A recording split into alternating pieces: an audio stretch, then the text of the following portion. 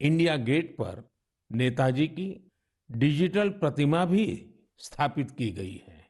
इस बात का जिस प्रकार से देश ने स्वागत किया, देश के हर कोने से आनंद की जो लहर उठी, हर देशवासी ने जिस प्रकार की भावनाएं प्रकट की, उसे हम कभी भूल नहीं सकते हैं। साथियों, आजादी के अमृत महोत्सव में देश इन प्रयासों के जरिए अपने राष्ट्रीय प्रतीकों को पुनर्प्रतिष्ठित कर रहा है। हमने देखा कि इंडिया गेट के समीप अमर जवान ज्योति और पास में ही नेशनल वॉर मेमोरियल पर प्रज्वलित ज्योति को एक किया गया। इस भावुक अवसर पर कितने ही देशवासियों और शहीद परिवारों की आंखों में आंसू थे। नेशनल वॉर मेमोरियल में आजादी के बाद से शहीद हुए देश के सभी जाबाजों के नाम अंकित किए गए हैं। मुझे सेना के कुछ पूर्व जवानों ने पत्र लिखकर कहा है कि शहीदों की स्मृति के सामने प्रज्वलित हो रही अमर जवान ज्योति शहीदों की अमरता का प्रतीक है। सच में अमर जवान ज्योति की ही तरह हमारे शहीद, उनकी प्रेरणा और उनके योगदान भी अमर है। मैं आप सभी से कहूंगा, जब भी अवसर मिले नेशनल वॉर मेमोरियल जरूर जाएं, अपने परिवार और बच्चों को भी जरूर ले जाएं। यहाँ आपको एक अलग ऊर्जा और प्रेरणा का अनुभव होगा। साथियों, अमृत महोत्सव के इन आयोजनों के बीच देश में कई महत्वपूर्ण राष्ट्रीय पुरस्कार भी दिए गए हैं। एक है प्रधानमंत्री राष्ट्रीय बाल पुरस्कार। ये पुरस्कार उन बच्चों को मिले जिन्होंने छोटी सी उम्र में साहसिक और प्रेरणादायी काम किए हैं। हम सबको अपने घरों में इन बच्चों के बारे में जरूर बताना चाहिए। इनसे हमारे बच्चों को भी प्रेरणा मिलेगी और उनके भीतर देश का नाम रोशन करने का उत्साह जगेगा। देश में अभी पद्म सम्मान की भी घोषणा हुई है।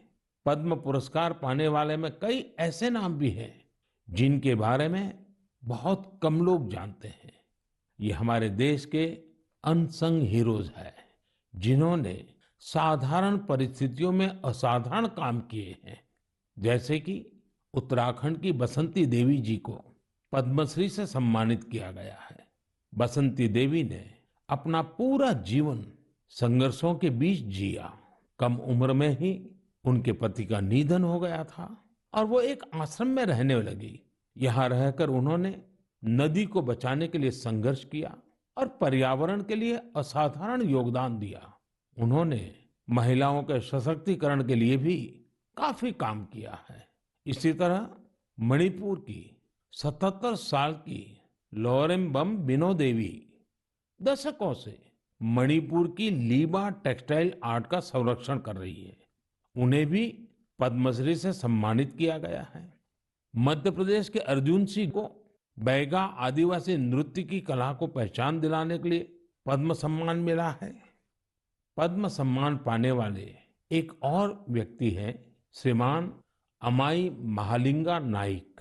एक किसान है और कर्नाटका के रहने वाले हैं। इन्हें कुछ लोग टनन मैन भी कहते हैं। उन्होंने खेती में ऐसे ऐसे इनोवेशन किए हैं जिन्हें देखकर कोई भी हैरान रह जाए। इनके प्रयासों का बहुत बड़ा लाभ छोटे किसानों को हो रहा है। ऐसे और भी कई अनसंग हीरोज हैं जिन्हें देश ने उनके योगदान के लिए सम्मानित किया है। आप जरूर इनके बारे में जानने की कोशिश करिए। इनसे हमें जीवन में बहुत कुछ सीखने को मिलेगा।